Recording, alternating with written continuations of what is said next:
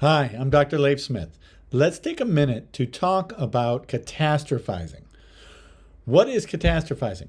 Well, catastrophizing is the idea of expecting and predicting a worst case outcome when you're thinking about something.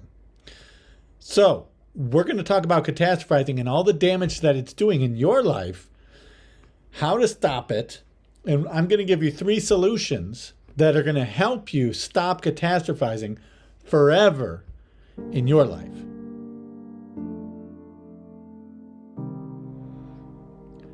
You ever get that text that says, "We need to talk"?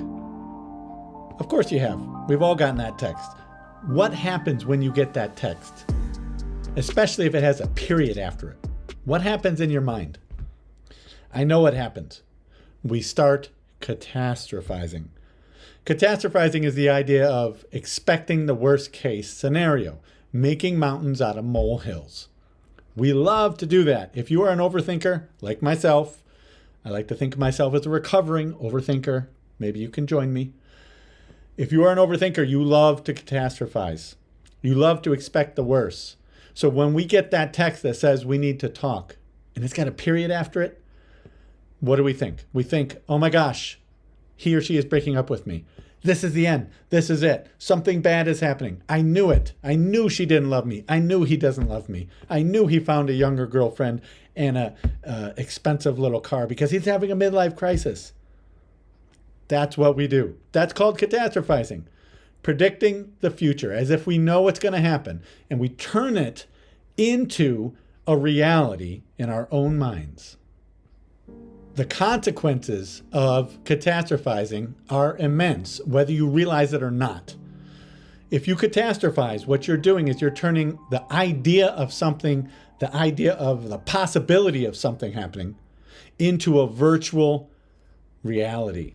This is going to happen. I know it, and therefore I declare it so.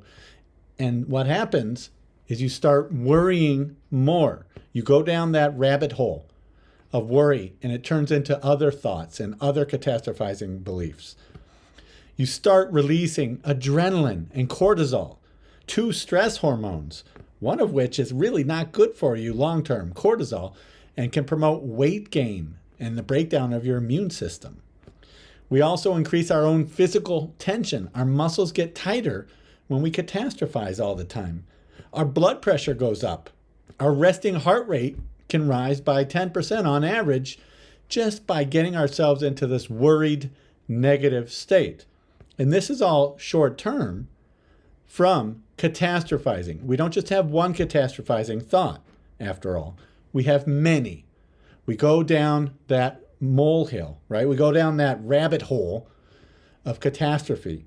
And when we do that, we make everything into the worst case scenario, and it has worst case consequences physically. So I want to talk about 3 solutions to help you stop catastrophizing forever. Let's get to it. Number 1, I want you to work to be okay with uncertainty. What I mean by that is there's a lot of life that's in the gray area. Life is seldom black or white. You might want it to be, but it seldom is. Most of life falls into that gray area, that unpredictable area, that uncertain area of the bell curve. So I want you to practice being okay with uncertainty. What does that mean? It means being okay, being uncomfortable. It means maybe I'm not going to try to predict everything all the time because I'm wrong most of the time. Try that on. Practice being okay with being uncertain, with not having to foretell the future like a psychic. If you want to do that, go to your psychic, go to your astrologer. But stop trying to do that on your own. Practice being okay with uncertainty. Second solution I have for you to get better at not catastrophizing is I want you to pay attention to how you label your own thoughts and your own perceptions.